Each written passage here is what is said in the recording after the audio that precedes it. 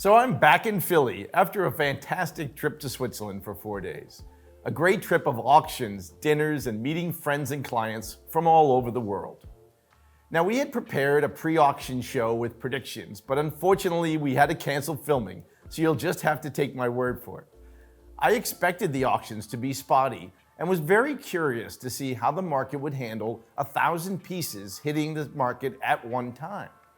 Since there had been a lot of discussions of the markets possibly having hit bottom, this would be a great test of where the market is and where it might be going. Now first, we had Only Watch, after a year of controversy, come back to finally happening on Friday. It was held at Pal Expo and had 47 lots being auctioned for charity. For many people, there was still a cloud over the sale, as the past year questions of finances and exactly where the money was going forced the sale to be postponed. But now, a year later, we were back on.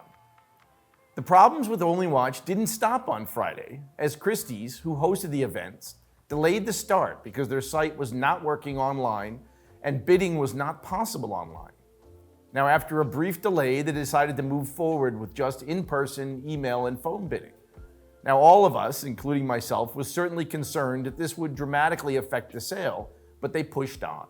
Now, going in, it was clear that the benchmarks of success would be FP Journe, Patek, and Rexhep Rexhepi, as piece unique from these makers have always gone to draw a crowd.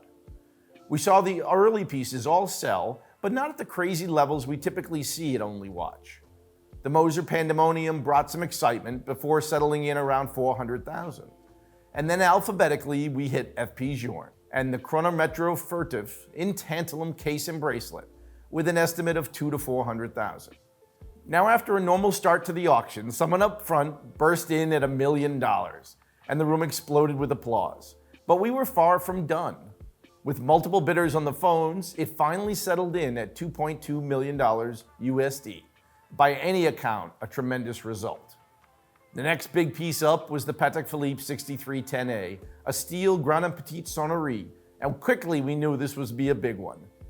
After a run through $10 million, the piece dragged on for quite some time and finally hammered all in at $17.3 million. Now, Patek always sets the bar for Only Watch, but again, based on all the headwinds facing this auction, it was a strong result. Next up was Rexhep. Now, even before this weekend, it became clear that Rexhep has become the darling of the auction world.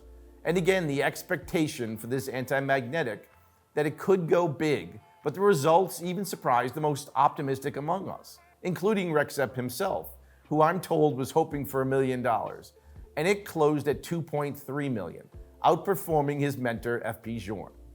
Overall, by any measure, the Only Watch was a big success, bringing in $31 million, despite all the challenges, and it seemed to have set the tone for the weekend. On Saturday and Sunday, we had Antiquorum with 591 lots, and some of the top lots performed quite well. The Patek World Timer Pocket Watch brought over $3.3 million, and the 2523 Patek brought $2.1 million. The Journe Brass T brought over $500,000, and the 3940 with the unique dial brought over $225,000. All strong results.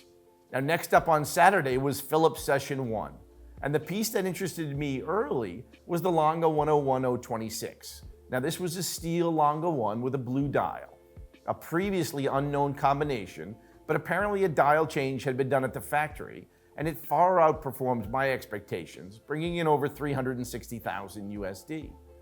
The early Breguet Chrono Onyx dial far exceeded expectations as well, hitting $97,000. The vintage Audemars minute repeater on a white gold bracelet brought an outstanding result of $585,000. The Cartiers performed well as well, with the Cintre bringing over $100K and the black dial version over $215K.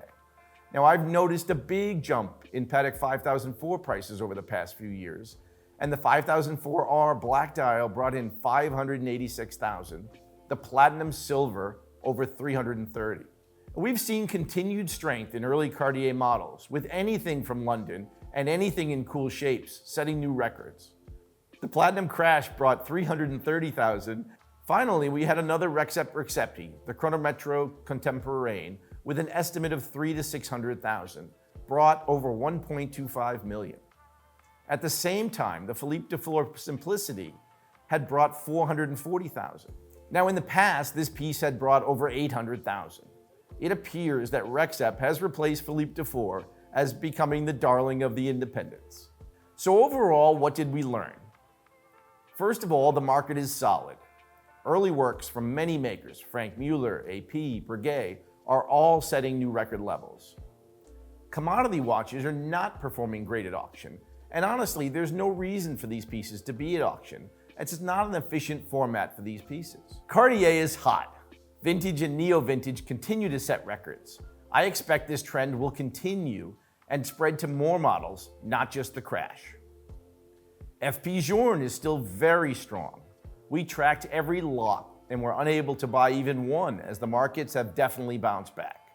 And as we discussed, Rexhep looks to be the new Philippe de Four. Every piece that hits the market is setting records, and there's talk of the market is constant with his production. I was lucky enough to have the chance to catch up with him for a few minutes, and he is grateful, but still seems very humble and surprised by the success. Congrats to him, and let's hope it continues.